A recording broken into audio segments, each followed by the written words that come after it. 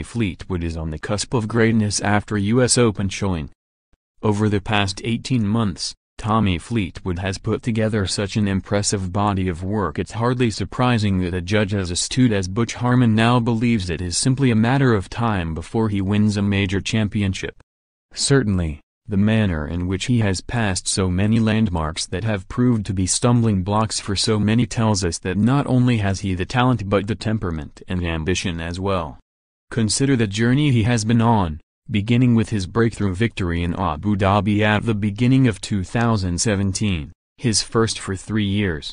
2 months later came a runner-up spot in a WGC event in Mexico that opened doors in America, where he finished 4th at the US Open.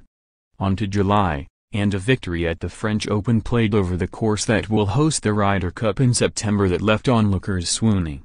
4 months later, he was crowned the winner of the race to Dubai.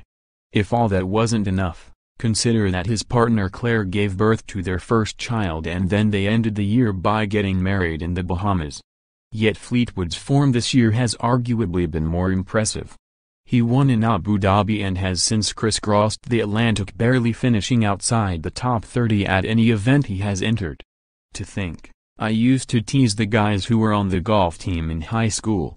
I used to tell them it wasn't a sport. Now I've won the US Open back-to-back.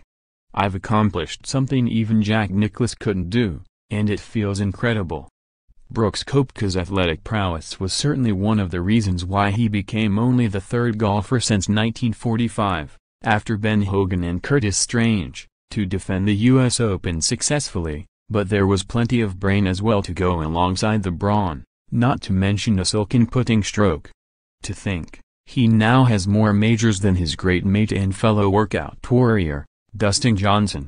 In finishing runner-up behind Brooks Koepka at the US Open, the 27-year-old Englishman shot the best score in the second and fourth rounds, and might well have won if he hadn't had the worst of the draw in the first round, and suffered at the hands of the Uzbeks meddling in the third on Saturday.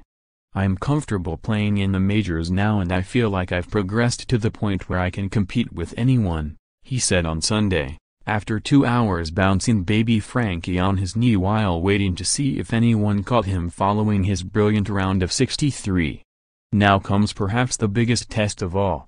He has benefited from being in Rory McIlroy's shadow in the build-up to recent majors, but at the Open at Carnoustie next month, where he is the course record holder, he will start as one of the favorites in his own right. It will be interesting to see how he copes with the sort of scrutiny McIlroy gets every time he plays, because it is a different world. But wealth hasn't changed Fleetwood, nor personal contentment proved a distraction. Success hasn't sated him but brought a craving for more. The signs are good, therefore.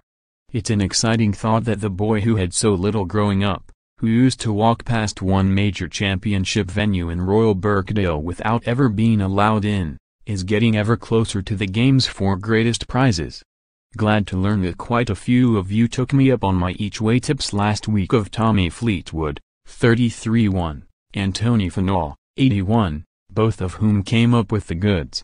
One reader emailed, "Thanks very much, I'm off to buy one of the latest 400-pound drivers." Hey, you're welcome. With 4 players in the top 5, culminating in Brooks Koepka's successful US Open defense, America's recent domination of the majors continued last week. But the fact that 5 British players finished in the top 12 is certainly not something to be sniffed at. Expect a rightly chuffed Daryl Hatton to embark on a successful summer after finishing tied 6th, while Russell Knox's 12th spot alongside Matt Fitzpatrick was the first such high placing by a Scot in a major for nearly 5 years. As for Fitzpatrick, the 23-year-old has now clambered back into the top 8 who will automatically qualify for Europe's Ryder Cup team, as we head into the busy last 2 months. 5 other Englishmen look certainties: Fleetwood, Hatton, Justin Rose, Ian Poulter and Paul Casey.